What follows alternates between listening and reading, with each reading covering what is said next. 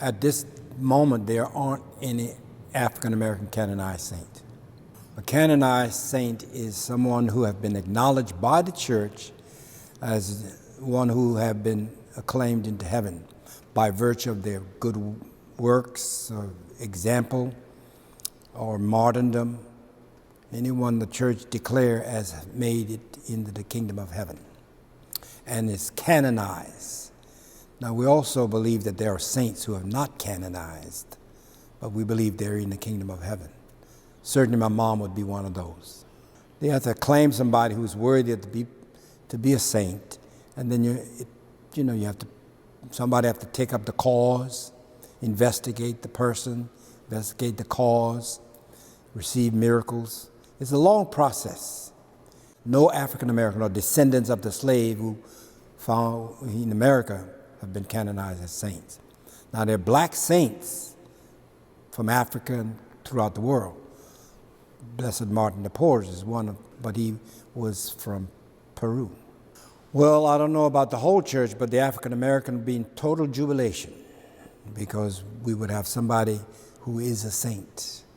Going to church, I never saw a black priest. I never saw black sisters.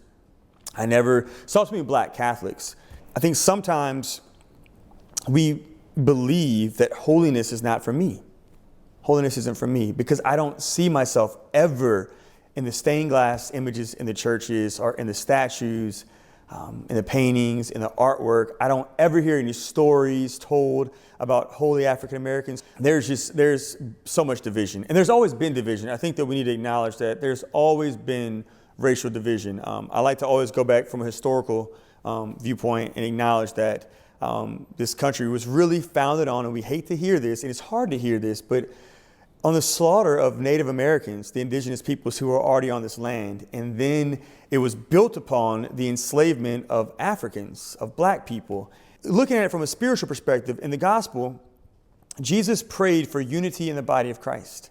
He prayed for unity. In John 17, right before his passion, death, and resurrection, Jesus Christ prayed to the Father, I desire that they be one as we are one. And if Jesus wants unity, and if Satan is real, which we believe he is real, then what does he want? Satan then wants disunity in the body of Christ. And one of the ways that he's fostered disunity in the church, in the Catholic Church, has been through, in America at least, through the structures of institutional racism. It's because throughout the history of our church in America, this is the ugly truth of members of the body of Christ, is that all of us are sinners. You and I are sinners. We're all broken. The first priest, the first bishop of our church, Peter and James and John and Thomas, they were all sinners. They were broken. They betrayed Jesus. They didn't fulfill the first mandate to pray in the Garden of Gethsemane. Peter denied Jesus. They all abandoned Jesus. John came back, but he also abandoned Jesus one time. Thomas doubted Jesus. So leadership in our church has always been broken, has always been filled with very sinful people. The same goes for American leadership in our Catholic Church. Our first bishop in America owned slaves, and many bishops after him also owned. That's a grave sin. Many of our religious orders benefited from slavery. The Jesuits owned slaves, and many of our convents owned slaves. Georgetown University was built on the backs of slaves who were then torn apart their families. And in the Catholic Church, family is so important to us. The slaves were then torn apart from their families and sent to different places in the nation. And then, after slavery ended, we had the years of Reconstruction, where racial terrorism just continued to be manifested in a new way, where lynchings happened on a daily basis, where black people were being tortured and persecuted and imprisoned for, again, no other reason than because they were now freed slaves, freed blacks. And then Jim Crow was the new institutional law in our nation, and that lasted all the way until the 1960s. And then when the Civil Rights Act happened, it wasn't like the Civil Rights Act happened and all of a sudden every Catholic in America, every citizen of America had this huge healing and experienced reformation in Jesus and began to think with the mind of Christ and feel with the heart of Christ and say, we want everyone to be a part of our church. We want everyone to have access to sit at the table with us. We want everyone to have equal opportunities when it comes to education and healthcare and jobs and housing. No, the reality is still there were a lot of people who were formed under Jim Crow. And so what happened is then, because a lot of people still wanted to keep division as the norm, racist practices and policies were then established that were indirect. I remember I was invited a number of years ago to speak to a faculty at one of our Catholic high schools because there was a lot of racial tension because one of the students wrote a paper during Black History Month about why she hated black people. And her friends saw the paper, took a picture of it, and put it on social media. It went viral. And then all of a sudden, the news was talking about what's happening at this school. And so they called me, because I'm the co-chair for our Commission on Racial Harmony, to give a presentation to the teachers about what can they do. When I got to their school, I went to their adoration chapel. They have a chapel in the school, and I spent some time before Christ asking the Lord to just give me the words to say to these teachers, because it's a very important topic. And as I spent time in the chapel, I looked at the artwork in the chapel. And the school is very diverse. The school has black, white, and brown people. And in the chapel, the image of Jesus was white, Joseph was white, St. Michael was white, Mary was white. And the only dark image in that chapel was of Satan. And I just remember thinking to myself, like, what does this communicate? I guess I have a unique experience in the life of the church because I grew up in a Black Catholic community. Seeing clerics, priests of color, I remember Bishop Moses Anderson. Bishop Anderson carried himself with all of the grandeur of a bishop that one would think. We will celebrate Easter not just on this Sunday morning, but every day of our lives. I remember seeing that. And it's like, wow, they're black people, black men, black religious, they are bringing who they are. Oh, let the Son of God enfold you with His Spirit and His love. And for me, that was really mind-blowing. Black people have a particular call to the proclamation of the gospel. It's important that on a universal level, that communities of color are reflected in the church, not only in the hierarchy, but in the canon of saints, that these are people for the whole church. They have a story for the whole church. It is timely, because it's a reminder that this is not an issue of political nature. No, this is an ecclesial, gospel, Christocentric issue. We're dealing with Christ. We are a nation that has been making disciples, that have contributed to the tradition and the patrimony of the church, and the fulfillment of His command to make disciples of all nations. And it is time, it has been time, but it's time to highlight that, especially when sometimes in the church we are told that we aren't Catholic enough.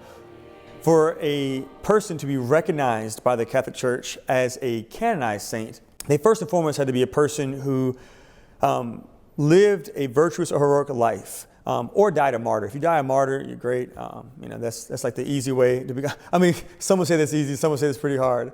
I've always said, if someone kills me, I pray that I die quickly, because I don't know if I'd have the graces to be able to die like Stephen, who said, "Father, forgive them, for they know not what they do." And I'd probably be like, oh, it hurts. So unless you're dismissed on the cross, and have the deathbed conversion, or your martyr, most canonized saints are people who lived lives of heroic virtue. And so years after they die, we begin to examine, did they live a life of heroic virtue? Were they patient? Were they kind? Were they gentle? And so if a person's virtue is seen and known by a number of people and testified by the church, then the bishop will propose to the faithful and to the church that they be named a servant of God. Once someone is named a servant of God, theologians and people who work in the Vatican and work for Rome for the cause of canonization, they would then begin to examine that person's life. They'll begin to examine that person's virtue and to see, look, I know y'all said they're very virtuous, but is there anything that we don't know? They examine all your writings, they examine your relationships, they examine, again, your virtue. And again, if they can testify and see that you were orthodox, you were not a heretic, you were in line with Holy Mother Church in all of her teachings, you were faithful, obedient to your vows or to your state of life vocation, then they would propose to the Holy Father that you receive the title venerable. And so a venerable person is someone who then the rest of the world will become more aware of, and not just your local diocese or community or nation. Other people will become aware of you and begin to ask you for your prayers. Say, hey, can you pray for my loved one who is sick, who needs a miracle? And so in order for someone to be blessed, be considered blessed by the church, be declared a blessed, which is the next step and the final step before sainthood, they go before the throne of God and ask Jesus to work a miracle for us.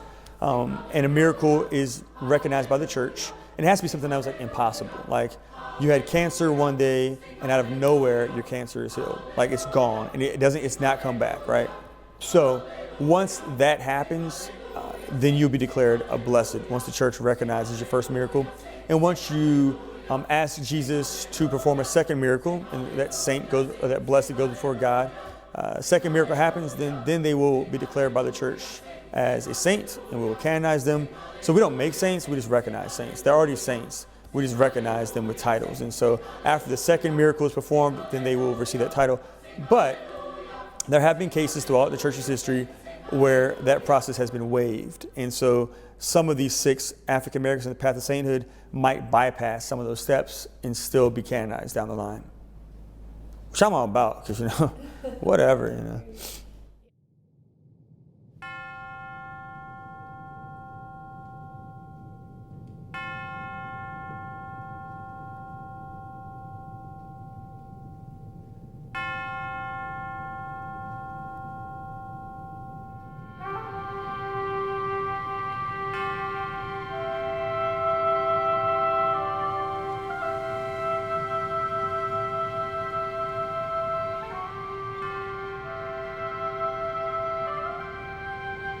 I often say to people, or have said to people, when they come into a big church like St. Patrick's Cathedral, and they may feel a sense of alienation. Maybe they might even feel a sense of not belonging. Maybe they might even feel a sense of not being welcome. But I tell them that when someone might say to them, why are you here in one form or another? That you say to them, my brother's here. I'm here to see my brother. He is under the main altar of St. Patrick's Cathedral.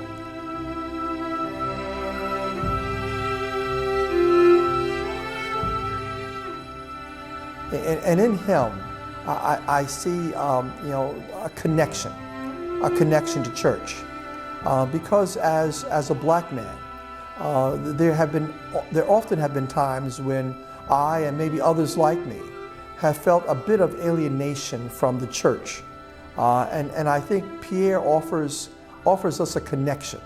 Take from that a sense that you belong here. This is your church as much as it is anyone else's. Pierre Toussaint is said by some to have been born in 1766. However, for enslaved persons, sometimes details, considered minor details of when someone was born, were not really recorded very accurately.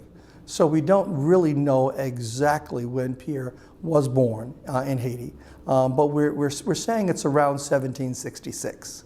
At a certain point in the history of Haiti, things became very difficult, and the family, the Berard family, decided to move from Haiti, come to New York on a temporary basis. And so Pierre Toussaint, as well as Madame and Monsieur Berard, came to New York. Upon arriving, Mr. Berard had him acquire a trade, and he had him operate as an apprentice for a hairdresser. Became very, very good at it. After a short while, Mr. Berard went back to Haiti to attend to some business, expecting to send for his family or to return and then bring his family back. And at that point, I think even before he left, he kind of said to, entrusted his family to Pierre and said kind of take care of the family. When he returned to Haiti, he realized that things were much worse than he had thought, and much of his property and land was no longer. He was preparing to return to his family to New York, and in the process, during that time, he fell sick and died. When the news of his death had gotten to his wife, she was very much distraught by the news. And Pierre took his obligation and his commitment to the family quite seriously.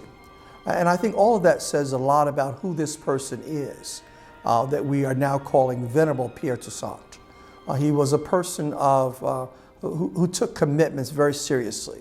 And so he was very sensitive to the needs of Madame Berard, who was just experiencing the loss of her husband, but also the reality that they were pretty much destitute at that point, that much of their property and belongings were gone in Haiti, and what they thought they had here in New York was no longer. But what they had, what Pierre had, which she did not have, was a skill, and probably a deep faith too. Life in New York, as well as in this country, was difficult if you were an enslaved person, if you were black, but it was also difficult if you were Catholic. And so for him, being a black Catholic, life was certainly not that easy. But he also recognized life as being difficult for Madame Berard, because she had no skills and she had no resources. And so what he did was he began to care for her. Quite an irony of circumstances, that the enslaved person is taking care of the enslaver. But that is what he did. And he did that out of a deep and abiding love for people, for her, and for his God, that he thought this was what the Lord was calling him to do. He was very, very good at providing. He took care of his growing business, doing hair. And he used those resources, those developing resources, to care for the family. And recognizing there were few people who knew the circumstance of Madame Berard. And he wanted to remain that way. He forewent a lot of things for himself, including the possibility of being a free man, in order to really play the role of the servant. We speak today about servant leaders, and Pierre was certainly very much that. And it was not just a case of caring for Madame Berard, but it was also a case of caring for anyone who was in need. There were priests who came to New York who had no place to live, and he welcomed them. He began going to Mass at the Catholic Church in that area, which was St. Peter's Church, probably the first Catholic church in New York. We're told that Pierre went to Mass daily, almost up until a few months before his death. Whether it was snowing or whether it was cold or whether it was icy, he would still journey to St. Peter's for Mass. We know that he did partake of the sacraments as often as he could, both the sacrament of the Eucharist as well as penance. And he was very faithful. He was very faithful in so many ways, the many acts of charity that he performed. And the word really got around that Pierre was someone who was very kind, very patient, very loving. The people who he interacted with in the course of his business as a hairdresser, many people would know that if you are either a hairdresser or barber even today, that those are occupations where people very often tell their life stories. They may sometimes tell more than they want to tell. And it was a great opportunity for him to share his faith with them. Many of these women who were not necessarily Catholic very much commented on the great faith of Pierre. He was not engaged in gossip. He was in fact engaged in story about how good the Lord was to him, despite his state of being an enslaved person. Pierre also became a married man. And he also became a father by taking on the niece of his sister who had passed on. So he and his wife adopted their niece, and she became as their daughter. So obviously from that example, again, we see a tremendous respect for life and for family. And even after his death in 1853, the stories that were written about him spoke always about his deep faith and his kindness, that he was very kind and very patient. Well, we are now in the crypt of St. Patrick's Cathedral. As you could notice, this is the burial spot for all of the past archbishops of New York, cardinals, archbishops. Amidst all of the priests who are buried here, there is one lay person, and that lay person is Pierre Toussaint. It's a very beautiful tribute that of all of these leaders of the church, that the one lay person was an enslaved person from Haiti. And it was in 1997, I believe, that Pierre Toussaint was declared venerable by then Pope John Paul II. And here we are so far removed in time from the death of this great man. I think the question might be, well, how does his story live today? What is the legacy of a man like Pierre Toussaint? And we have a number of programs and opportunities that exist both here in the Archdiocese of New York, as well as in the Church Universal. One of those great programs here in the Archdiocese of New York is the Pierre Toussaint Scholars Program for college student leaders. For these young people, we try to emphasize three characteristics: excellence in what you do, an involvement, a real life-giving involvement in the church, and service to others. And we think those are qualities that are reflective of the life of Venerable Pierre Toussaint. And at the present time, we have over 85 Pierre Toussaint scholars of diverse cultural and ethnic backgrounds who are attending over 45 different colleges and universities. And then as we look to Pierre's homeland of Haiti, a very beautiful place in many ways, but a place of great need. We visited Haiti on a number of occasions, and we had an opportunity to speak to the men and women of small rural community. But we asked them what they needed or how we might support them in their daily lives. And what they wanted most was education for their young people. They wanted a secondary school. And so that gave birth to a secondary school in the community of Sacier in the Diocese of Jeremy, which is called Collège Pierre Toussaint. It began with about 55 seventh graders. And over the years, it has now grown to over 250 secondary school students some who have gone on to the university. When we talk about someone who came from an enslaved state, someone who was a person of color, someone who was from a very, very difficult and challenging place like Haiti, I think we offer to marginalized people, people who are in some cases the victims of enslavement in various forms. We offer to them a sense of hope that the church recognizes their lives. The church recognizes their contribution or their ability to make a valuable contribution to church. And I think we send a message that is so desperately needed among so many people in our world, in this country and around the world, that, as I say, they are called to be saints.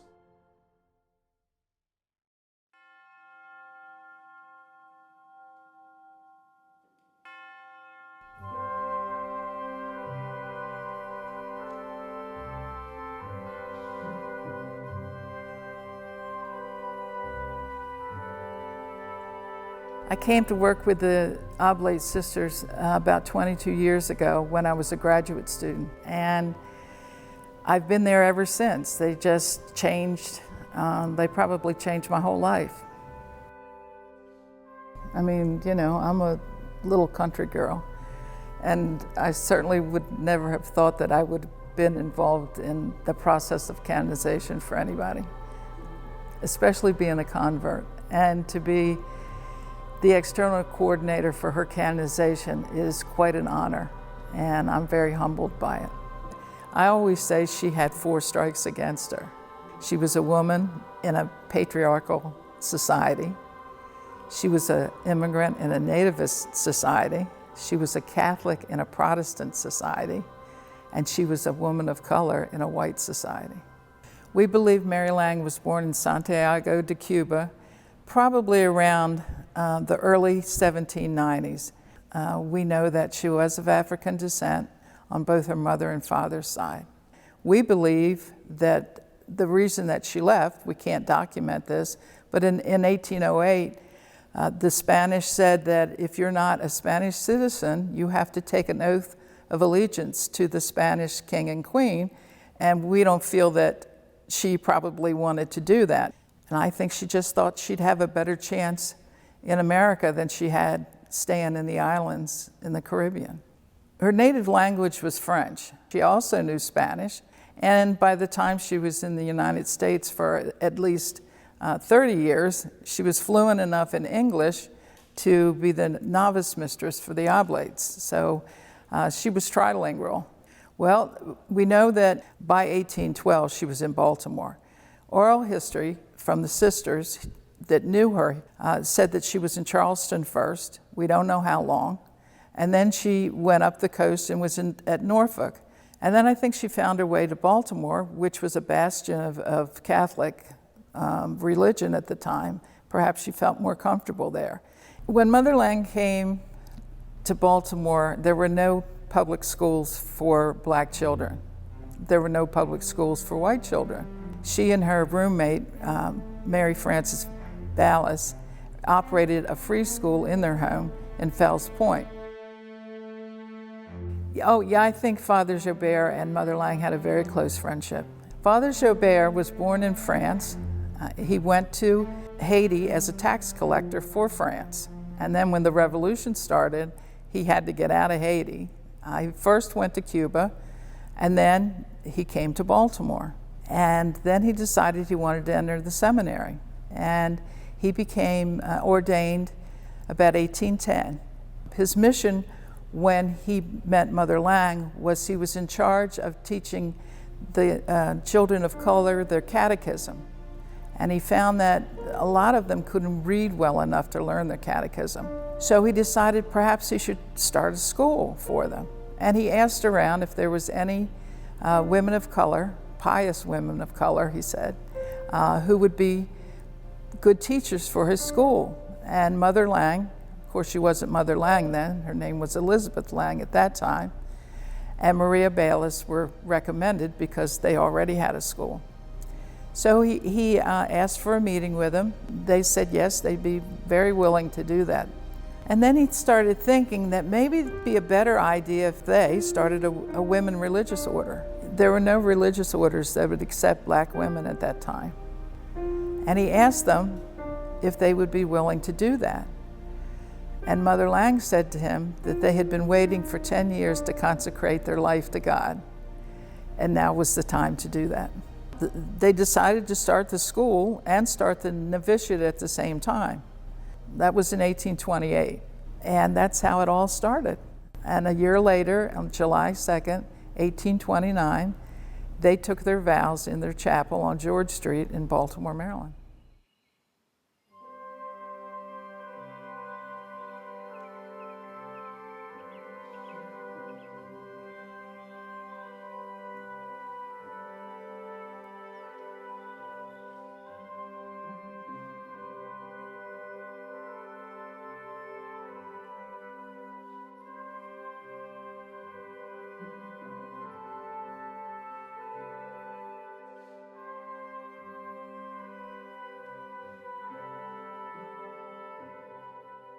Father Joubert wrote to Rome, and in 1832, the sisters were granted an okay to become an order of women religious.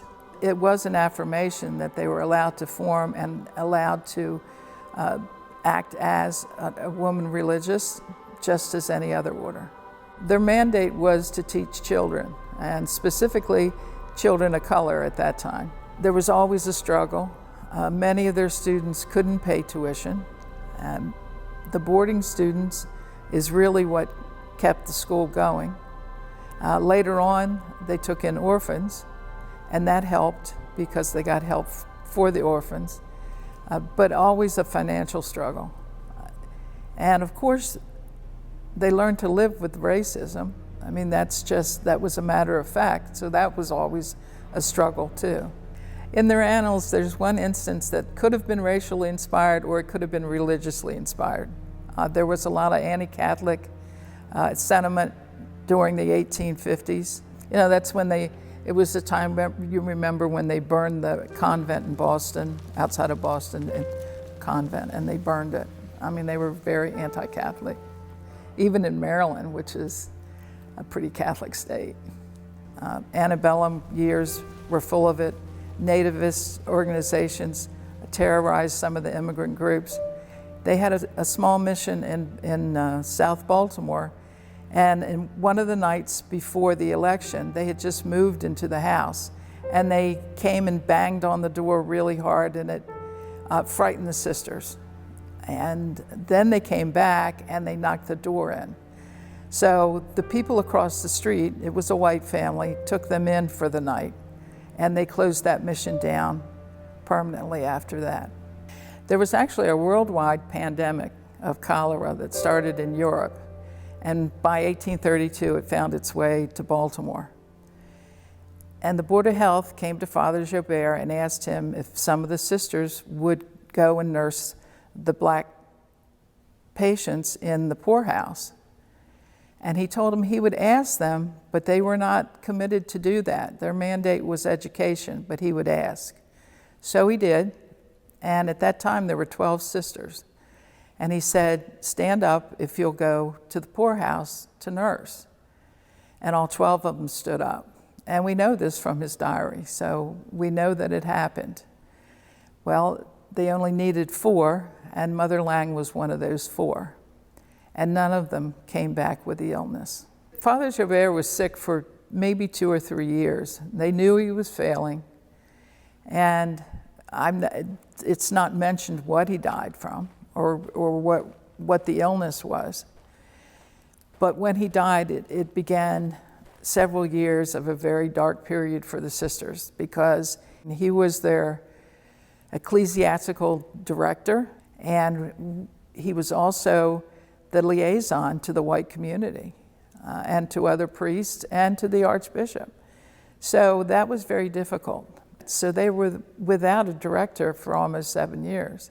The Redemptorists had come in the city, and they had gotten to know, the Redemptorists had gotten to know the sisters. And one of the young priests, Father Anwander, really fell in love with the order and what they were doing. And by 1847, he asked Archbishop Eccleston if he could be their ecclesiastical director. And Archbishop Eccleston said, for what good? He just thought that they should disband. He never said it. He never told them they couldn't take in new sisters, but he didn't do anything to support them. When Father Anwander finally convinced Archbishop Eccleston, he was elated to come to the sisters. That was like their second founder, and they just blossomed again with him. And they really grew after he came on board. Mother Lang was always very involved in the order, even as she got older. They still went to her for advice. She was on the council for many, many years. When they became incorporated in 1867, she signed the document with the superior and the other officers in the order. So I think she was always, while not a superior in name, She was always highly respected and was highly sought after for her opinion. In the later years, probably the last 6, she was fairly infirm. It got to the point where they had to carry her into the chapel for communion and for service. And when the sisters could no longer do that, she was in her room and they would take communion to her. She did lose her sight eventually, or at least sight enough to be able to read or to do any kind of needlework. But she was never sickly. I think it was just a matter of wearing out. I mean, she'd worked a hard life all her life, and she was just getting very old. She died in 1882. Lang's legacy is every child that went to school and were taught by the Oblate Sisters of Providence.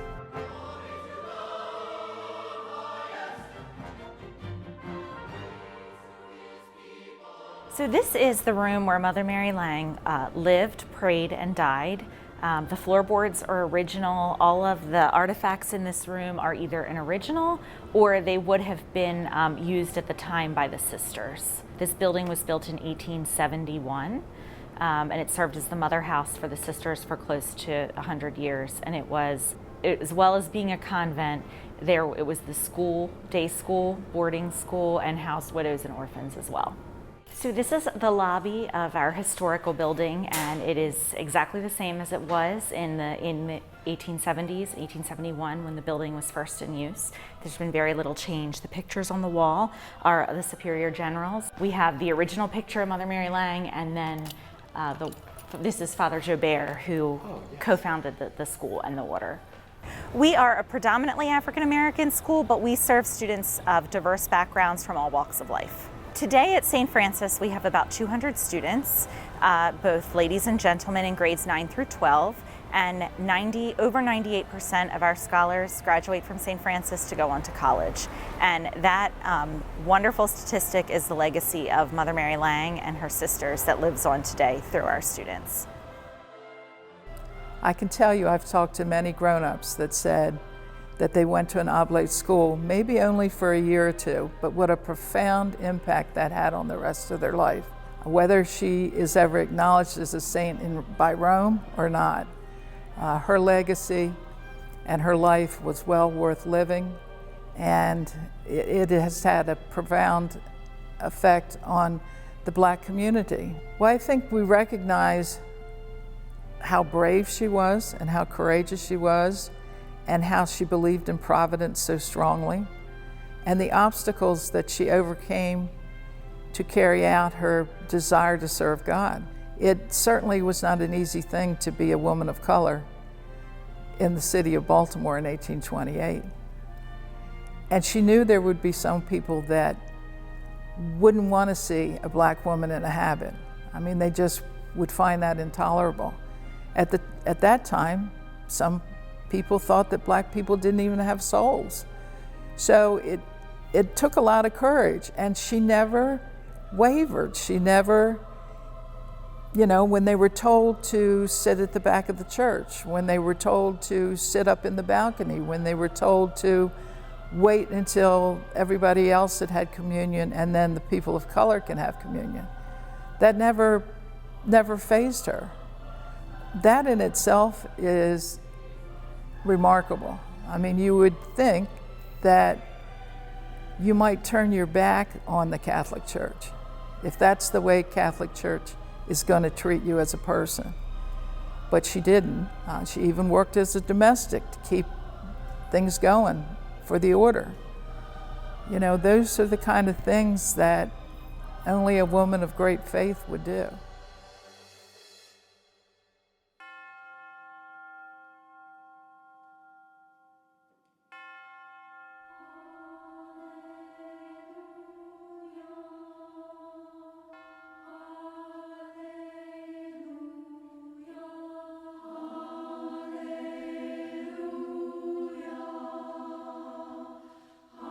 Henriette de Lille gives us a model of how to endure suffering, of how to experience pain, of how to move forward in the face of obstacles.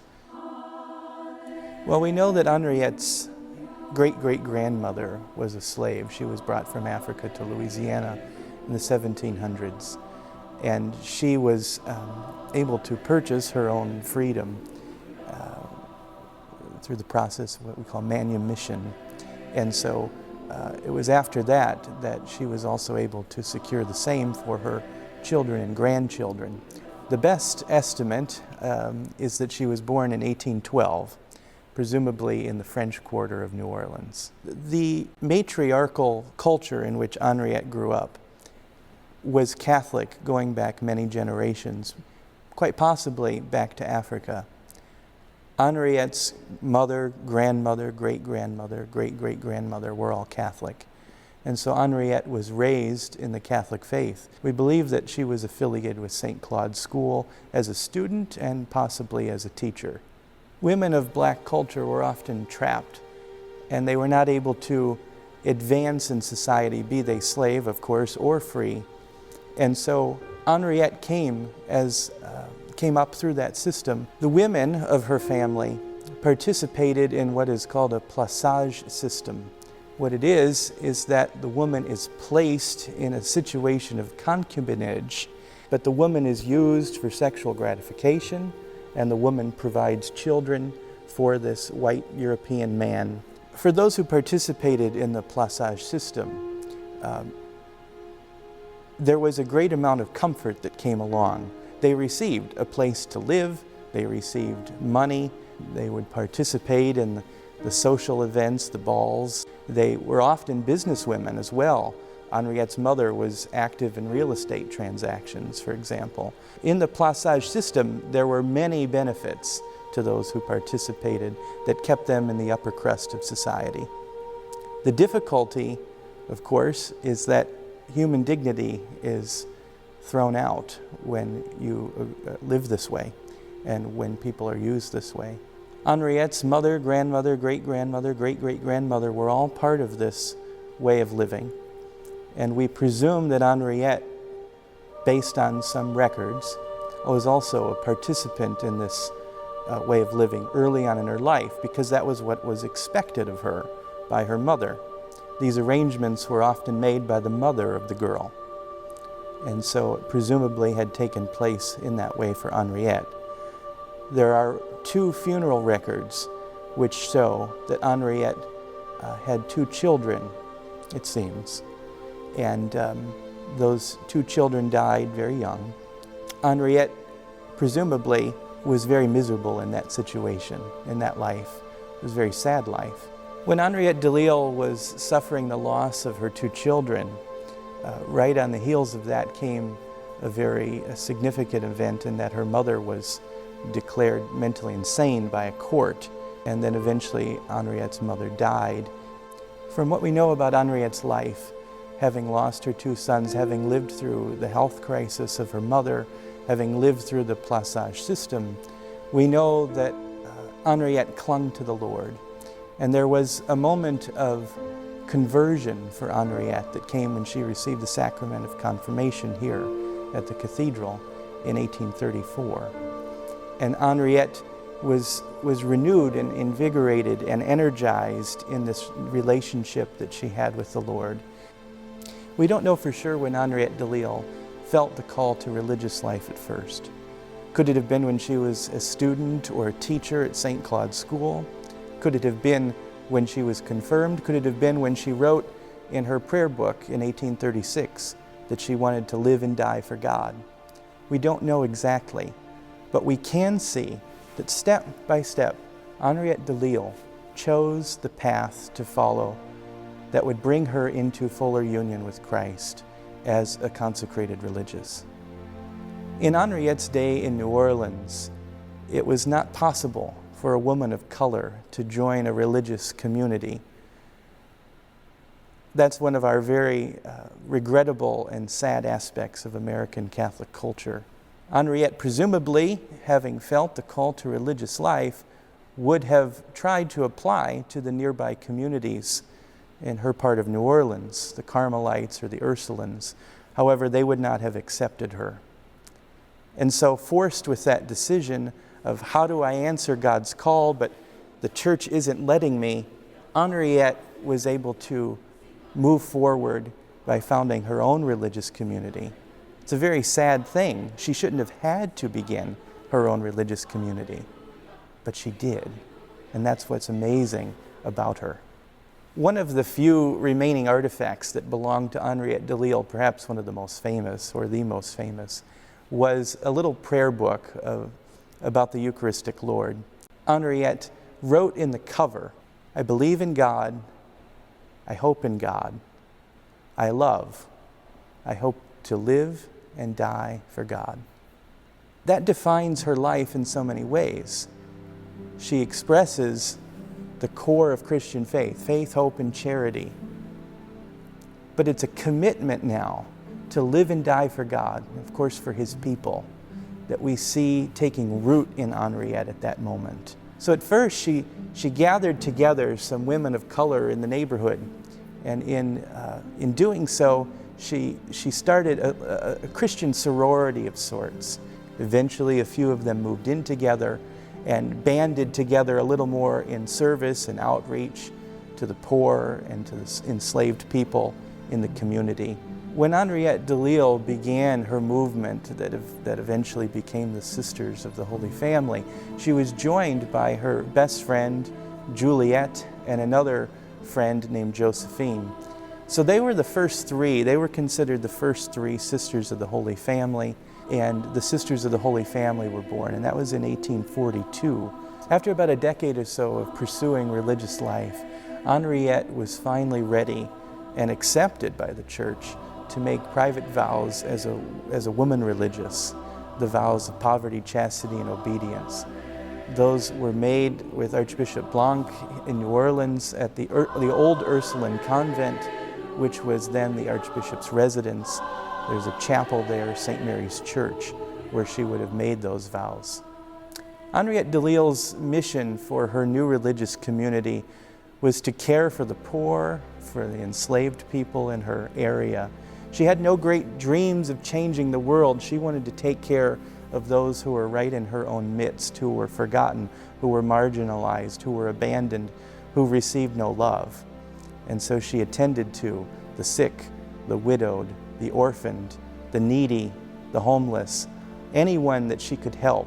She was there to lend a helping hand, but particularly aimed toward people of color because those were the people who were totally left behind. When Henriette Delille's mother died, she was one of the inheritors of her estate. And with the money that she inherited, Henriette was able to build her first convent, which was near St. Augustine's Church in New Orleans. And it was from there that Henriette was able to have a nucleus, a base of operation, that she could really begin to transform the lives of the poor and the forgotten, of the abused and the abandoned. It was against the law at the time to teach enslaved girls to read or write, and Henriette defied that. Henriette also was active in bringing people into the sacramental life of the church. She is seen countless times in parish sacramental registers as a sponsor at baptisms, as a witness at marriages, and also assisting at funerals and helping bury the dead with dignity and keeping them in prayer beyond their burial. There was a yellow fever epidemic in New Orleans in 1853. At least that was the worst year, in which 8,000 people died. And Henriette and her sisters were available and ready and willing to assist the victims of that horrible scourge on this city. One of the first movements of charity that Henriette began was taking care of the sick and the infirm, particularly those that had no one else to take care of them. At one time, a very severely debilitated man was brought to her home, and she and her companions moved out so that he could be taken care of there. So there was a great tradition within the Sisters of the Holy Family to provide nursing home care for individuals who needed it. And Henriette's movement in this direction helped the sisters establish what it remains as the oldest active Catholic nursing home in the United States. We can see from historical records that Henriette's health was weak. She suffered a great deal with her health. We know that because over the period of a few years, she made 3 different wills. So we don't know exact details about Henriette's health, but we do know that she was very sickly. Eventually, it was tuberculosis that she suffered from and what took her life. Henriette de Lisle died on November 16, 1862, while the city of New Orleans was under occupation from Union troops, and right there in the middle of the Civil War, with great racial tensions tearing apart the city and the country, this woman of color yielded her soul to the Lord as a child of God. An obituary for Henriette de Lisle mentioned that she was the servant of slaves. It did not mention, however, that she herself was a person of color. It mentioned nothing about the struggles that she faced in society or in the church. But it did say that she was an unsung hero. In New Orleans, there was a quadroom ballroom, and that quadroom ballroom was a place where young girls who were 1/4 African American would come and hopefully meet a white man that their mother could arrange for them to be placed in the placage system. In a twist of divine poetry, the Sisters of the Holy Family were able to acquire that same building and turn it into their mother house after Henriette's death. It was a controversial decision. Not all the sisters were happy about it. But it seems fitting and it seems just that that place where human dignity was so very jeopardized and cut short, that Henriette's own movement would be able to sanctify it and make it a place where the gospel could flower forth. Henriette de Lisle's cause for canonization opened in 1988, and at that point the cause began investigating her life, trying to dig up whatever historical records they could, and eventually around 2005 everything was shipped off to Rome to the Congregation for the Causes of the Saints, and eventually a positio was put in order and Pope Benedict XVI approved that in 2010, and Henriette was declared venerable at that time.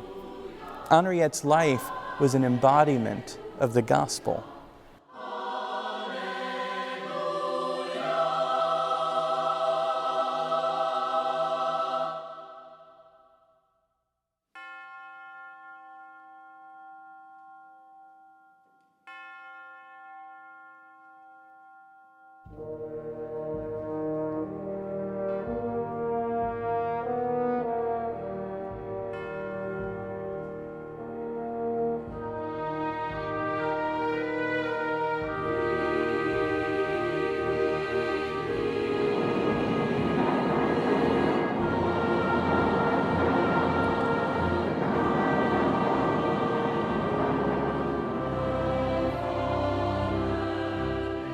Well, I've gotten to know Augustus Tolton quite well, as if he was living even today. I talk to him every day, every other day. It's almost like you're trying to champion your brother, do something with his life, and be something, and be someone who is a credit to himself and to others. Augustus Tolton was born April 1st, 1854. Well, before he was even born, he was a slave because his parents were slaves on this farm in northeast Missouri. He was owned by a Catholic family by the name of Elliott. His baptismal entry at that time does not mention his name at all. All it says is a slave child owned by Stephen Elliott. Things get a little bit more dramatic when Stephen Elliott dies and he doesn't have a will. Stephen Elliott's wife had to sell the farm or divide it up between natural inheritors and others who would purchase this or that, slave machinery, animals, even the slaves. Augustus's mother, it seems as if she feared that she could be taken away from her children or her children from her. So she devised this plan to run. Missouri was a slave-holding state, and of course, divided by the Mississippi River, you had Illinois on the other side, which was a free state. So there are many slaves who tried to navigate across the mighty Mississippi River. Some made it, some did not. Some were killed en route to that, some drowned in the river. As you can imagine, it was a daring escape, moving at night and hiding during the day and picking food from fields and shrubs and that sort of thing, and trying to keep a babe in arms quiet, where noise traveled at night. If it wasn't for that daring escape on her part, we never would have heard of him. She ended up in Hannibal, Missouri at one point, and she was accosted by some slave catchers. And almost as if a deus ex machina, God intervening, some Union troops came on the spot and found her with these catchers. Mrs. Elliott had already paid a certain amount of money to a guy by the name of Thompson to go after them and to bring them back. The Union troops had reminded these catchers that they were standing on Union soil at the time, wherever they were standing, and they commandeered the slaves and took them. They took her to the shore of the Mississippi River, and they found this dilapidated boat on the shore with one oar, and they told her, "Ma'am, this is as far as we can go. You have to take it from here." So they put her in the boat with the 3 children, and she began rowing across the Mississippi River. This was at night. But the people who had captured her at Hannibal were not entirely satisfied with what took place. So they began shooting at her with their muskets as she was crossing. And phenomenally, they missed. But she spent the rest of the night rowing until she got to the shore of Illinois. She received further instructions from helpers to get to Quincy. Quincy was a town that was kind of pro-slavery and anti-slavery. There was a small black community that was made up largely of escaped slaves, freed people, and she was taken in by an elderly woman who saw her and knew exactly what it was all about and took her and the 3 children in. Like many young people, he had certain benefactors and others in Quincy who saw to his education, even though he had a rough path getting educated in Quincy. There were schools who received him and others who rejected him because of his race. But he was very impressed by the Notre Dame sisters who were teaching at St. Boniface Parish in Quincy at the time, and some diocesan priests. These people were visionaries, quite dedicated priests and religious, who saw things in a future that I suppose other people could not see. They noticed his religious tone about him, and working amongst blacks in the town, they surmised that if there was going to be a future for these people in the church as well as outside of the church, these people really needed clergy of their own. And they thought that Tolton might contribute to that. What we did find is a kind of a wonderment on his part as to why his priest and sister tutors thought he would make it as a priest. I think he knew what priesthood was about by observing those around him, but he had never seen one like himself. And no seminary in those days in this country would take a black student. That was just the fact. To do so compromised their position with benefactors and their reputation with the larger society. Well, being unable to find a seminary in this country that would take him, the Franciscan friars maneuvered some connections they had with their major superiors in Rome, who were connected with the propaganda fide, the propagation of the faith. And they operated a seminary, which they still do to this day, called the Urbanum Seminary, the urban seminary, the seminary in the city, so to speak. It was unusual for Americans to study in that seminary because America had its own. So after a couple of years of writing them to ask for permission for Tolton to be accepted there, they said yes. He said bye to his mother and his sister. he never expected to see them again. He didn't know what was going to happen to him once he got over there. Local benefactors in Quincy gave him some money and saw to his passage on certain trains to get to New Jersey. And from New Jersey to hop a ship to get to Le Havre, France. Then a couple more trains from Le Havre down to the city of Rome. And Tolton would stay there for 6 years, the standard 6 years of training, until he was ordained. It was an entirely new experience, hearing another language and another environment. It was all so strange to him. But as his studies unraveled over there was the scuttlebutt that he probably would have to be sent to Africa to minister as a priest because he wouldn't be successful with the apartheid in this country. Augustus had been studying the continent of Africa. With some of the other African students at the propaganda, he was picking up certain dialects and languages and so forth, and learning all about the continent of his ancestors. And that's where he thought they would be sending him. So that was the thought, at least until the evening before he was ordained a priest. And then suddenly, surprisingly, the scenario changed. Giovanni Cardinal Simeone, the cardinal prefect, took him aside, shocked him actually, by saying, you know, America considers itself the most enlightened nation on the face of the earth. Let's see if they deserve that honor. If they have never seen a black priest, they have to see one now, because we're going to send you back home. On the one hand, he had all these sympathetic tutors, educators, priests, sisters who were promoting him, who were in his camp. They were his cheerleaders. But the wider society had nothing to say about him, was not interested in him at all. And when he came back to this country, he came back simultaneously as, at least in Quincy, people who knew him but now saw him as someone entirely different. Many of the people in Quincy at the time were very attracted to his sermons and his pastoral style. And then the scenario changes again. Once the parting was over with, then the true nature of things comes forward, surfaces to slap him in the face.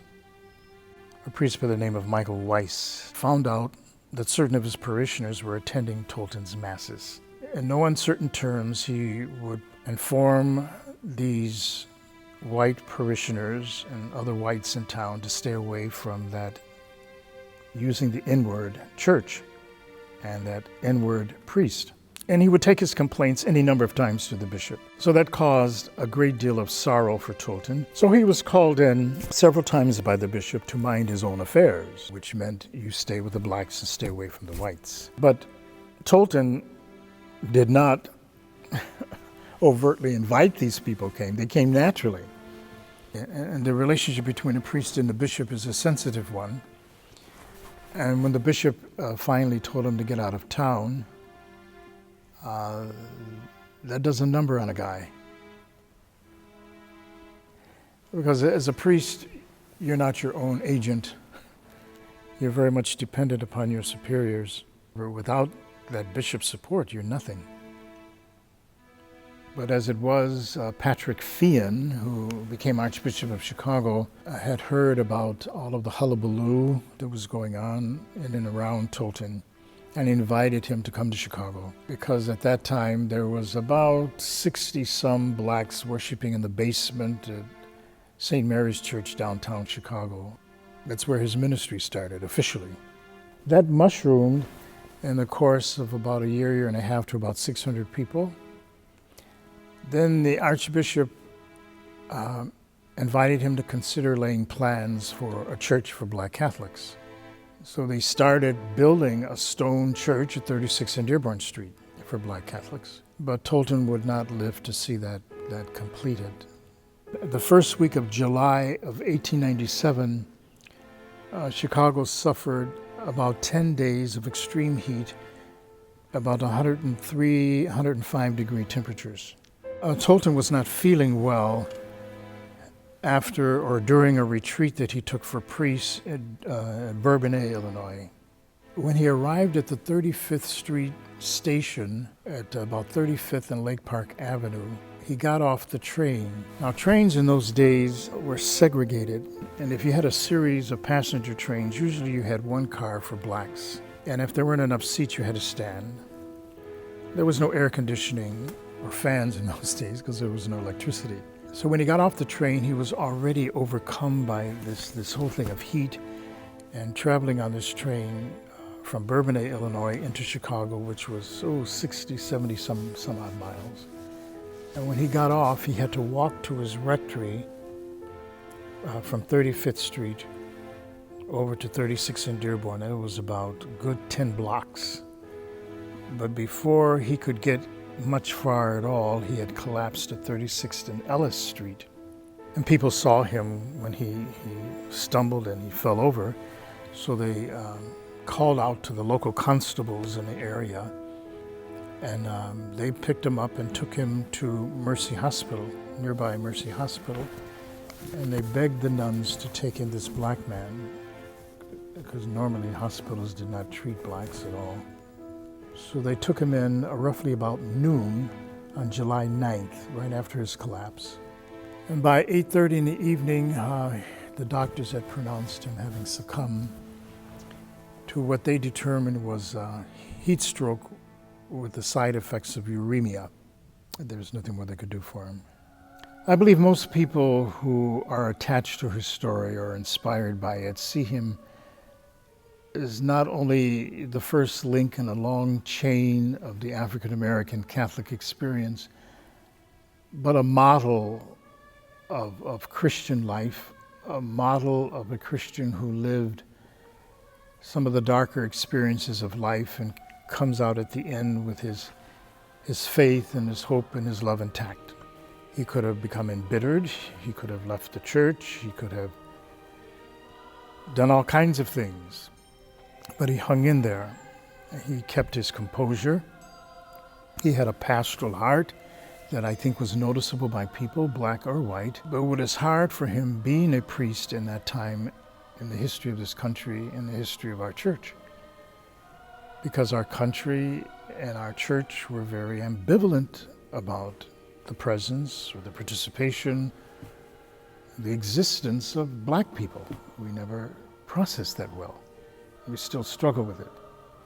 In June of 2019, the Pope declared him venerable. If he is beatified, I think it would take the existential experience of black Catholics and place it alongside other ethnicities who have had saints. I think he would be an inspiration for young people, especially young African American Catholics. And he gave his life day in and day out to minister to the people of God, even though they're people, his own brother priests, they're saying, no, you're not good enough.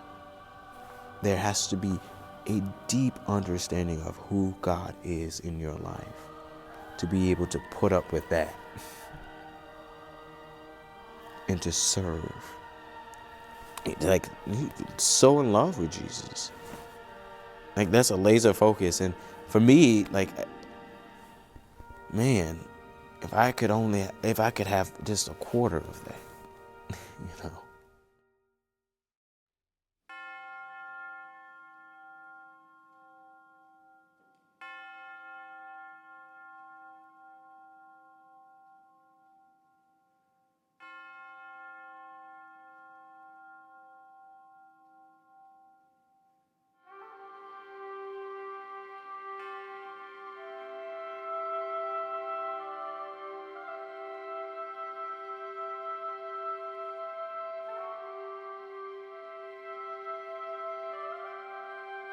The servant of God, Julia Greeley, is a woman that was deeply and madly in love with the Lord Jesus and his most sacred heart. She was born in Missouri, I believe, right, Father?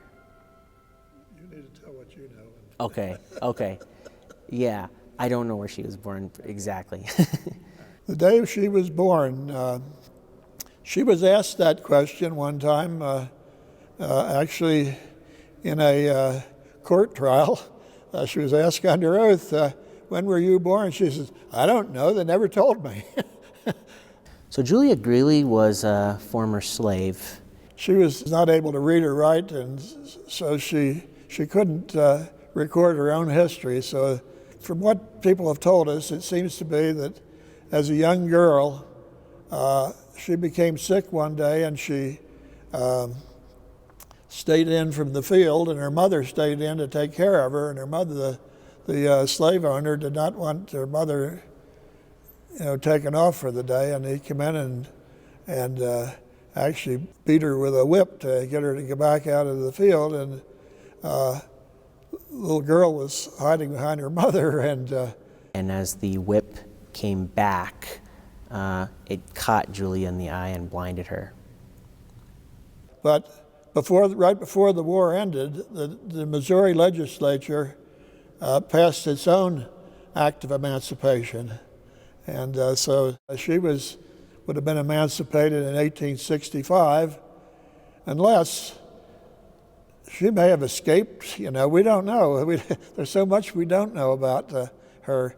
Even as a free woman, there were unfortunate misunderstandings and discriminations that continued to subsist in that time.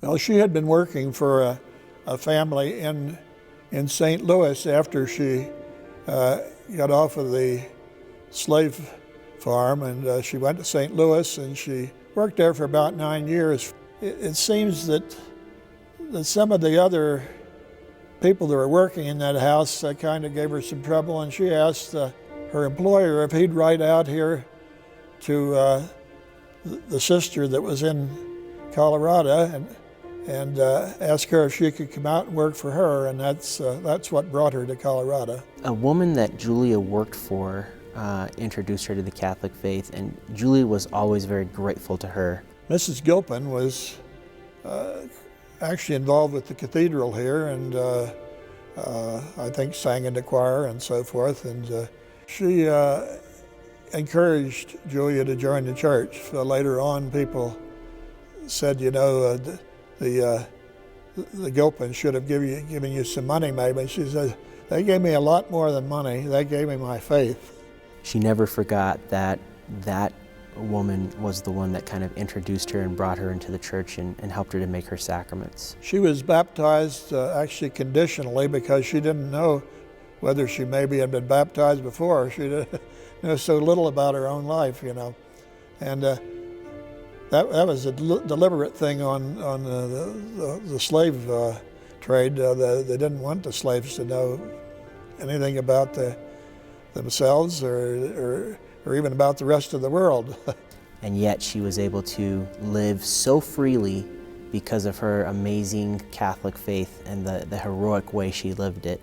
She truly understood that she was a free daughter of the Lord Jesus and didn't feel constrained by some of the unfortunate things that she endured. She immediately understood the deep value of devotion to the Sacred Heart of Jesus. If nothing else comes from this, and this is a little off script, I hope that what I say about the Sacred Heart will make it, because Julia would be upset if it didn't. Because she's still very much doing her apostolate as an apostle of the Sacred Heart as we speak from heaven. She's very much promoting it. But what she would do at Sacred Heart Parish is she was a regular daily Mass attendee and a daily communicant. She'd pray the rosary, she'd spend long time in adoration praying and in front of the crucifix. The Jesuits who ran that parish at the time said that she was one of the most excited and enthusiastic promoters of the devotion they had ever seen. So here we are at Sacred Heart, the home parish of Servant of God Julia Greeley, and we have just this beautiful, wonderful church. And this church was originally founded and staffed by the Jesuits, members of the Society of Jesus, and something that at that time they were known for is their deep love to teach and to guide the faithful by visual means and with art. Oftentimes people will ask, well, why do Catholics have all this stuff in the church? And it was for people quite literally like Julia Greeley, who were not able to read the Bible or study deeply theological or philosophical mysteries, but rather would come in and just be able to learn through the visual aids and the visual representations of God and His goodness.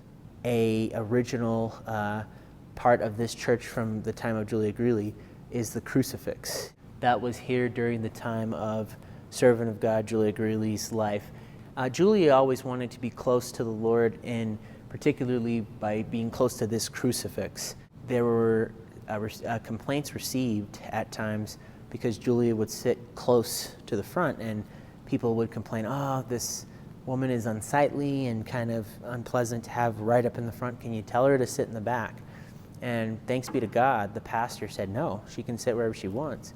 And I think the reason Julia loved sitting by this crucifix so much is because it's not an average crucifix. Very real, it's very lifelike, it's almost life-sized. And understanding the pain, the suffering, the agony that our Lord Jesus endured and went through, it was something that I think made sense and resonated deeply with Julia Greeley. She got involved in every aspect of the church. She was a daily communicant. That was the time of the communion fast, when you had to fast until communion from midnight, but she fasted all morning and even after Mass. And somebody asked her, why don't you come have some breakfast with us? She said, I had my breakfast. The Eucharist is my breakfast.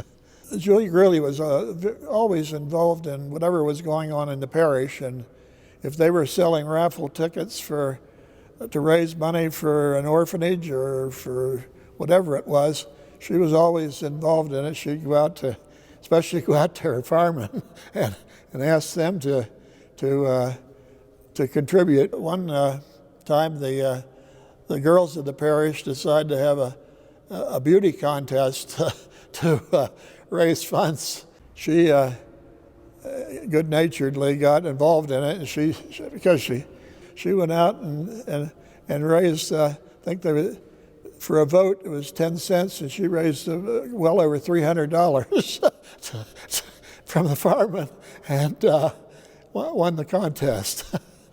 Julia had a beautiful love and appreciation for firefighters. With Julia's love for the firefighters, she would make sure that she cared for them, particularly spiritually. She would bring Sacred Heart pamphlets and literature to the firefighters, and she would make sure that they were taken care of. She would spend time coming and visiting the firehouse and praying with and for them. I felt that there was a connection that they needed more than anybody in the line of danger, going into burning buildings and saving lives physically. Needed spiritual care and protection for their souls. And so she would oftentimes not only bring Sacred Heart pamphlets and pray with firefighters who were Catholic or Christians, but even non-Catholic and non-Christians alike. She didn't care. She just was madly in love with this wonderful Sacred Heart of Jesus. Julia was somebody who loved to make prayer and intercession for others, and did this for all the time. Many people would come to her and ask, oh, will you say a prayer for me? And Julia would say, I'll put it in my canoe. And she had this canoe of prayer intentions. Now, of course, there wasn't a physical canoe anywhere, but this was the way she described her, if you will, boat full of prayers that she would take to the Lord. And so to this day in the Guild, we have a canoe that we kind of maintain those petitions and pray for those petitions. She couldn't read or write, but she did teach herself to play the organ, maybe the piano also, I don't know.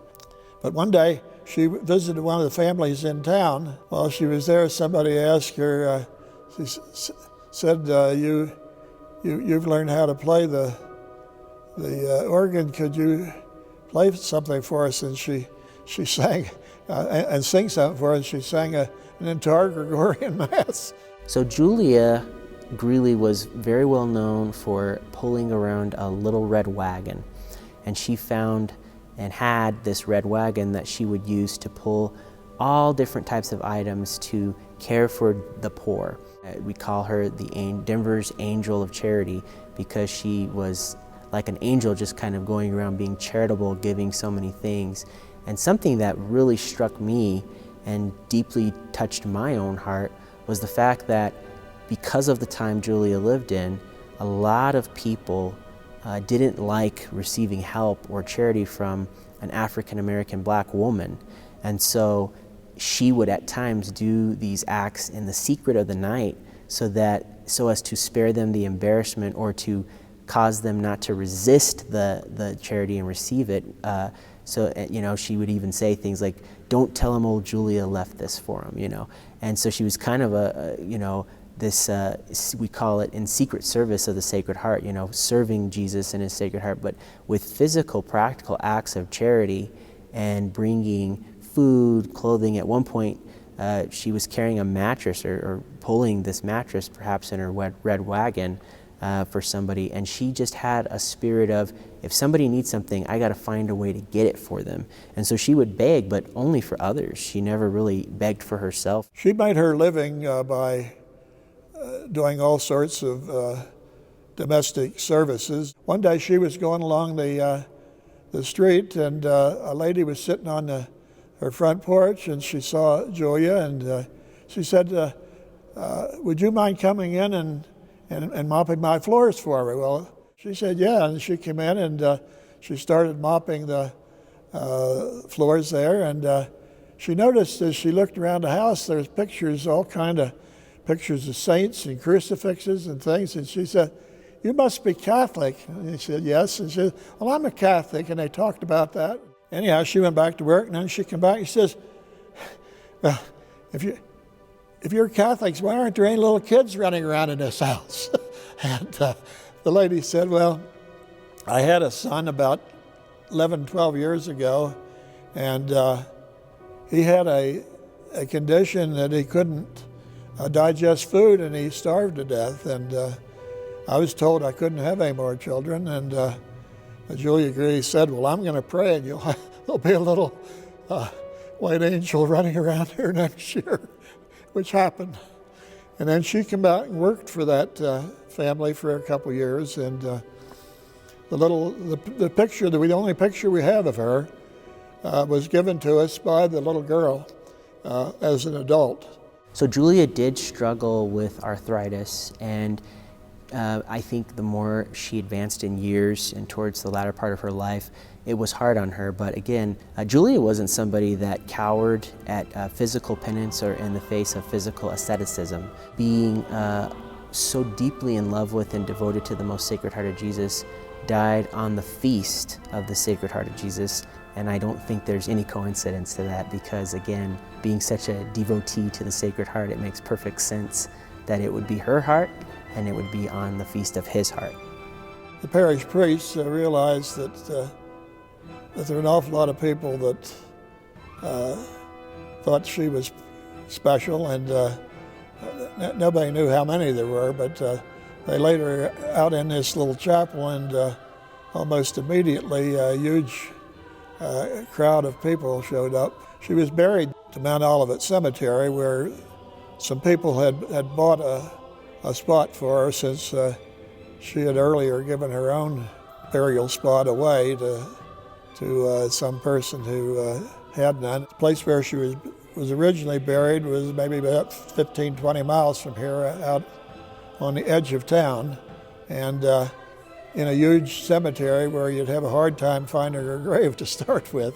We brought her body here and put a new stone on there, putting all the information was on the original stone, and also her photograph, and saying that she laid here for 99 years, but she's now awaiting the resurrection in the cathedral. Well, I'm seated right now in front of her tomb. And I had the privilege of being there when they actually exhumed her body. She's the only person buried in this cathedral. No bishop or priest, she's the only person buried in this church. The canonization of Servant of God Julia Greeley, for me personally, would have so many impacts. It would be so wonderful because I have come to know and appreciate Julia Greeley as a dear and personal friend. But I also think that for me personally, there would be a sense of reverence for somebody like Julia, just a very simple and humble woman who I think was highly educated in the school of the Sacred Heart and the many beautiful teachings of God's love, God's mercy, God's passion, God's pain, God's suffering, God's charity, and all the rich beauty that one can draw from the most Sacred Heart of Jesus.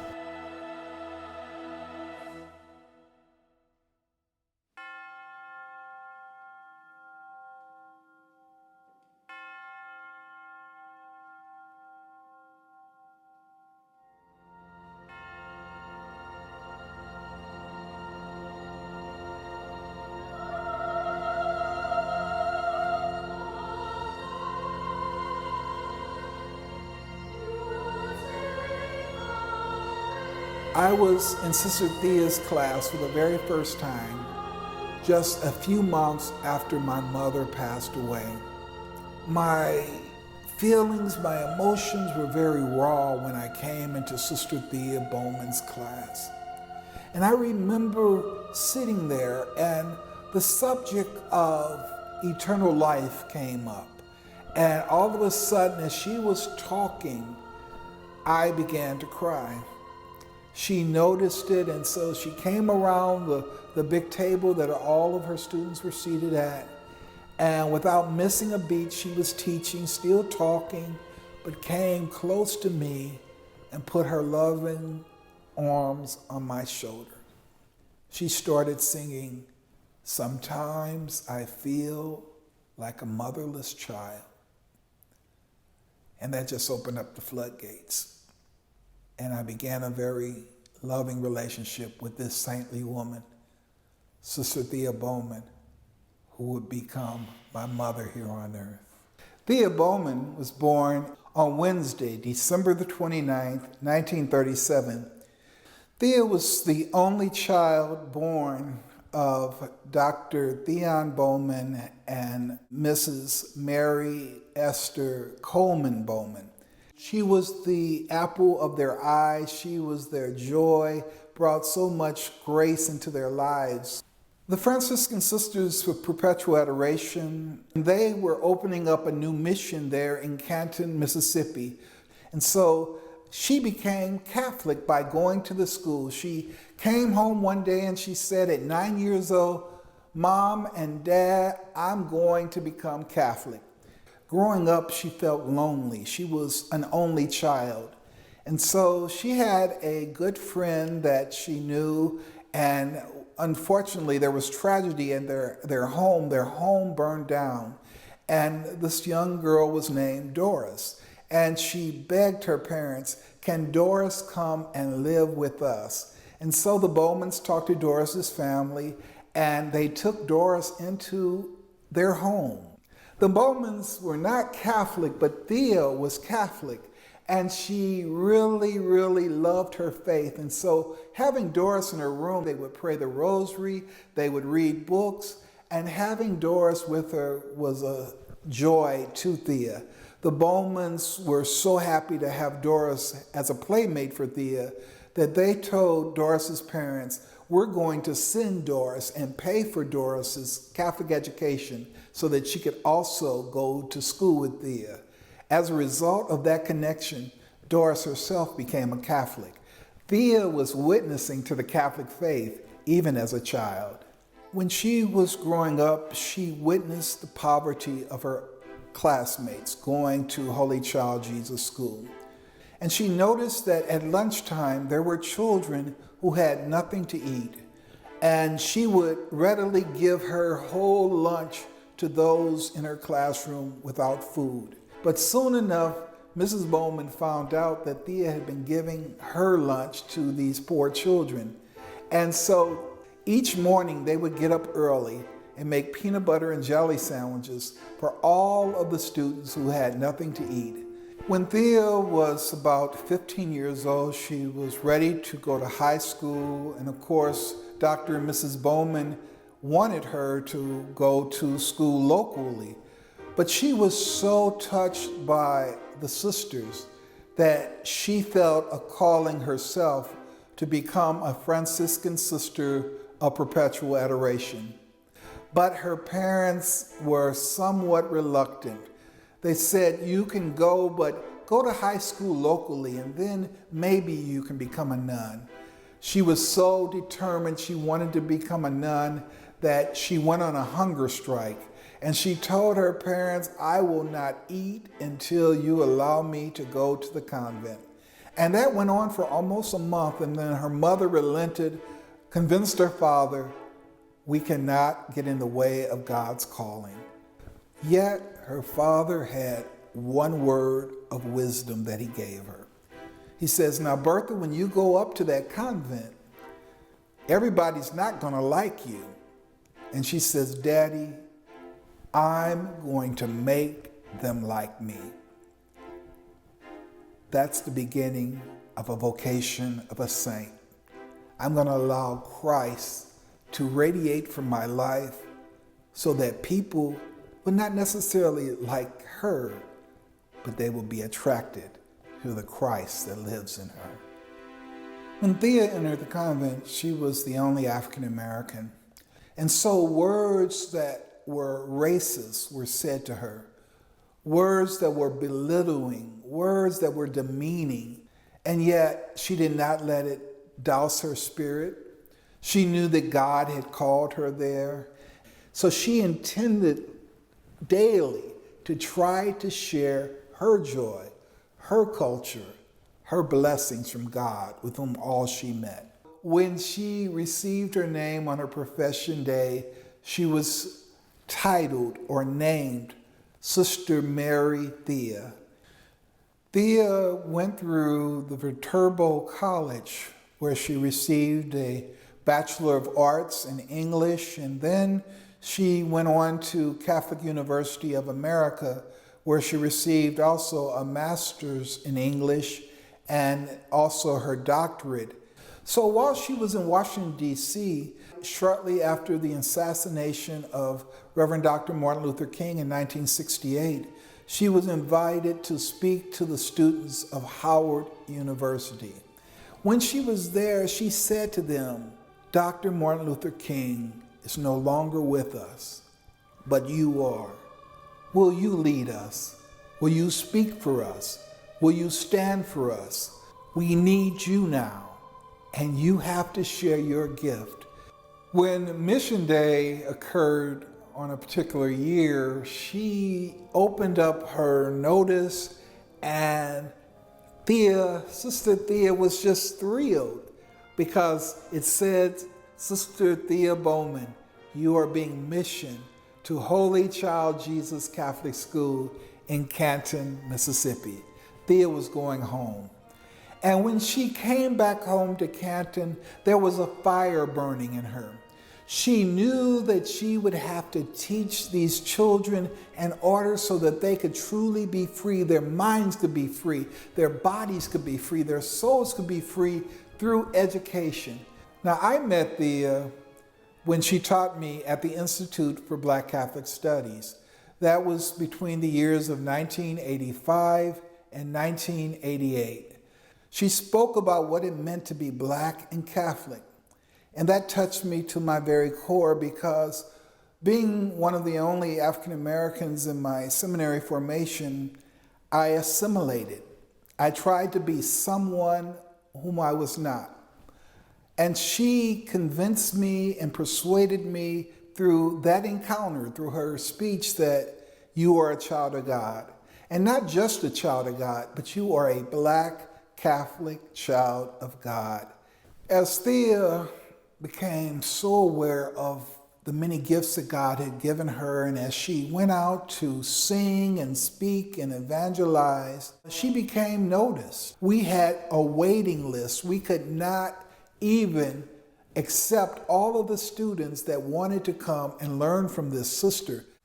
In 1978, Thea realized that her parents, especially her mother at the time, had become gravely ill, and she needed to be there, to be in Canton. And so she asked her superiors if they would allow her to go back home and to care for her aging parents. And Thea was very intentional about making sure her parents was well taken care of, making sure they had food and that they would make it to their doctor's appointments. She knew that as they took care of her, she had to give all the love and affection back to her parents in their final days. The year 1984 was very tragic and harrowing for Sister Thea Bowman, for it was that year that she found out while her parents were home sick, her father homesick, and her mother in a hospital room, found that she had a lump in her breast and found out that she had breast cancer. And she wrote once that when I told my mom that I had breast cancer, and even though she couldn't speak, she knew that her mother understood because her blood pressure shot up. Thea's parents passed just months apart from each other. And Thea had a decision to make. Either fight to live or to accept that she was going to die, and possibly soon.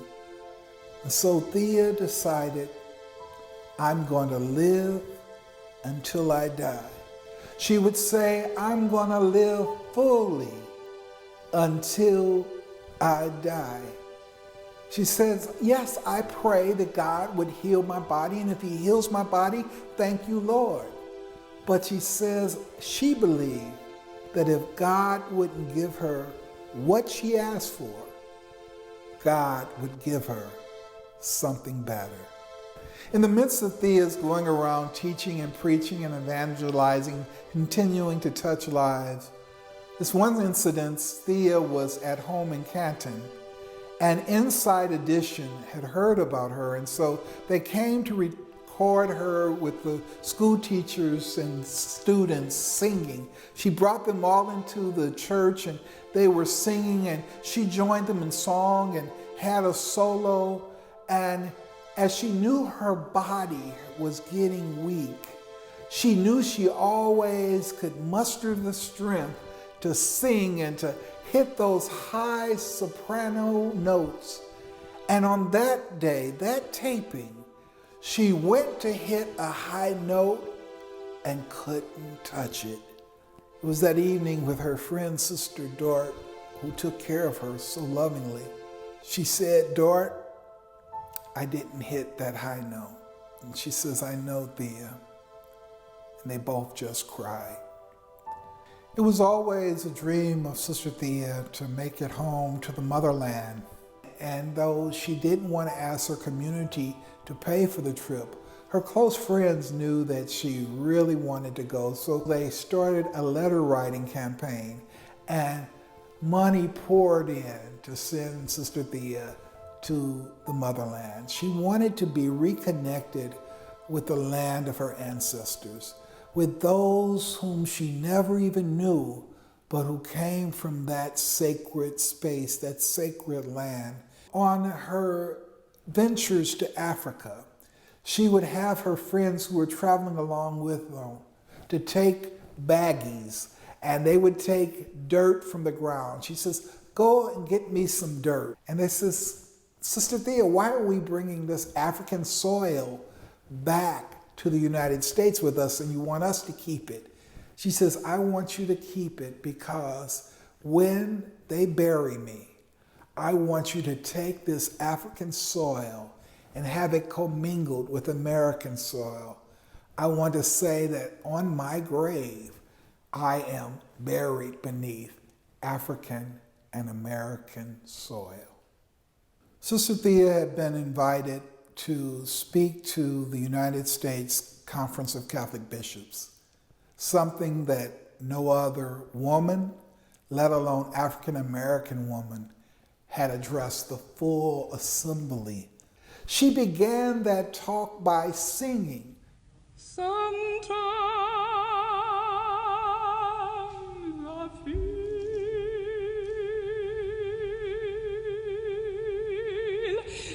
like a motherless child. Sometimes I feel like a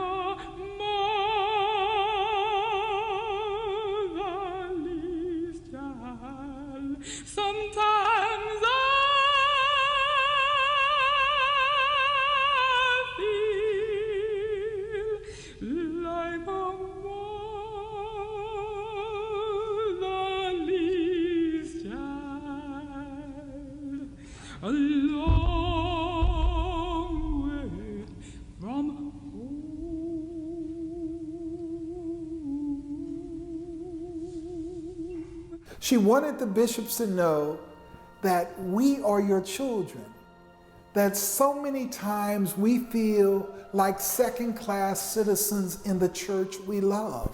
It was a plea to the American bishops: bring us close, include us, make room for our gifts. We love the church. We're a part of the church.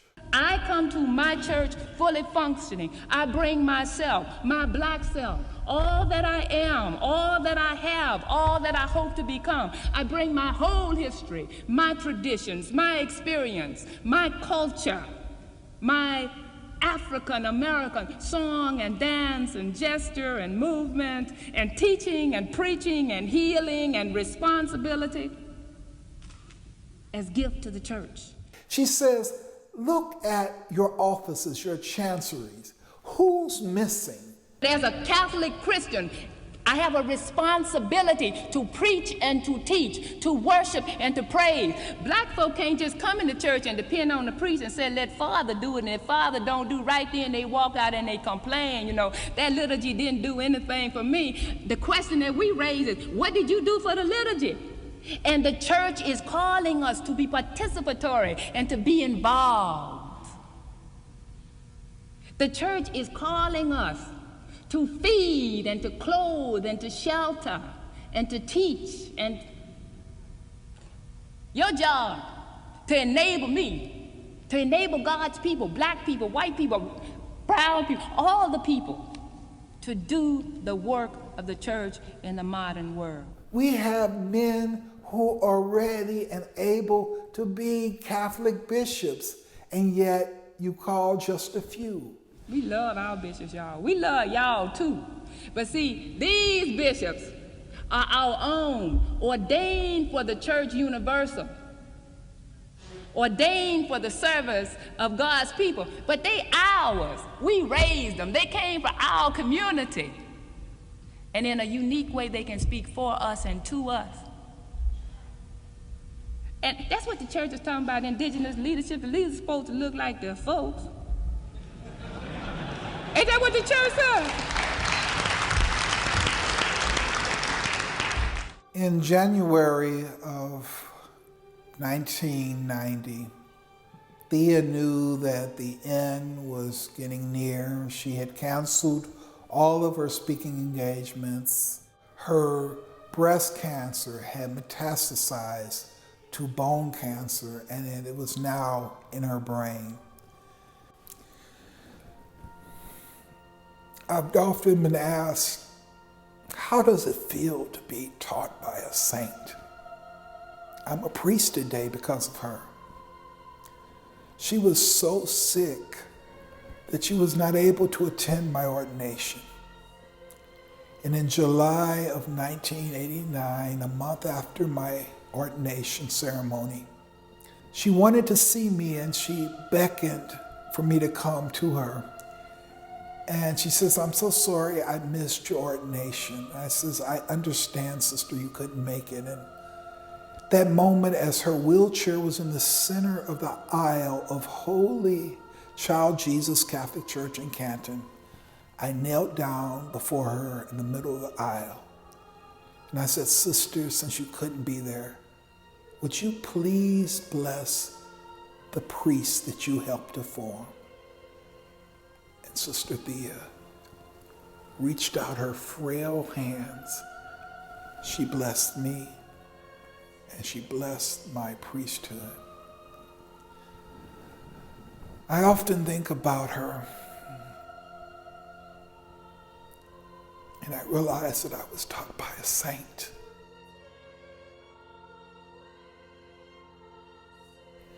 She was approachable. She was humble. She was loving. She could be feisty at times. She had humor and a great sense of humor. Saints are not statues in churches. They are holy, living, moving people who are human just like you and I. Something that I remember well that she used to say. She said that a saint is just a sinner who fell down but got up again. The unity of the church, first and foremost, is centered around the Eucharist and at the Eucharistic table. Jesus becomes real. Jesus is confected. You touch him, you see him. From the Eucharist flows a unity in this diversity, that there are cultures and people who are different. If the Lord wanted us to be the same, to be monolithic, then he would have created us to be so. But he didn't. He created us in different shapes and sizes and colors, and that itself is unifying, because we each have a place, we each have a part, a role in revealing who God is. By faith, we know that we have a place, but there's that human aspect in us to be affirmed, that today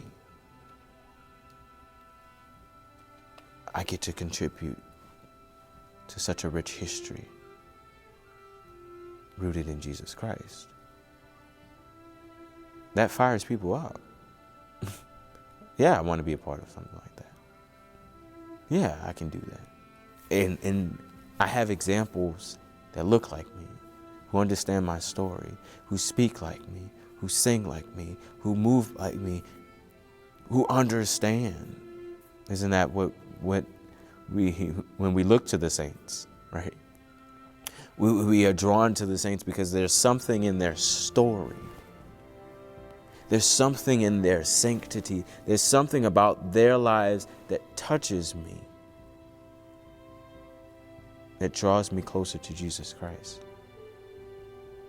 To have saints, canonized saints from our community, I think would totally draw so many people to the Eucharist. And that's what Jesus longs for. And I think many of us in the Catholic Church, even unintentionally, are putting up a lot of unnecessary barriers for people to live in and abide in a relationship with Jesus and the sacraments life of his church. So it would be a huge gift if one of the 6 African Americans on the path to sainthood becomes a canonized saint in our lifetime. To be black and Catholic still, though, often feels like being a second or third class citizen of the Holy City.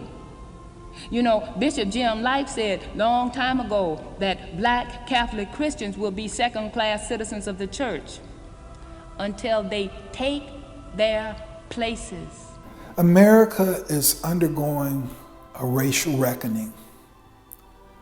There's so much violence against black bodies. We have poverty, lack of good education, mass incarceration, police brutality. We must come together. We're all God's children. We're children of God. God loves each and every one of us, and each and every one of us have value. We have esteem, and we must always respect one another and love one another. Or we can stay comfortable and say, you know what, it's not my problem, I don't care. Which I think quite often, more often than not, is the case with many people. I'm too busy, I have a lot on my plate, I have a family I'm taking care of, I have drama in my own family, I don't want to go out and make disciples of all nations. Even though that's the Great Commission that Jesus Christ gave us in the gospel, was to go out and make disciples of all nations, and not just some nations. If I don't want my Bible study to look like heaven, and how does heaven look? Well, John saw heaven in the book of Revelation. And when he saw heaven, he saw people from every different race, nation, and tongue. If I don't want my Bible study to look like heaven, if I don't want my rosary group or my adoration chapel or my church community, if I don't want my family to look like heaven, then maybe heaven's not for me.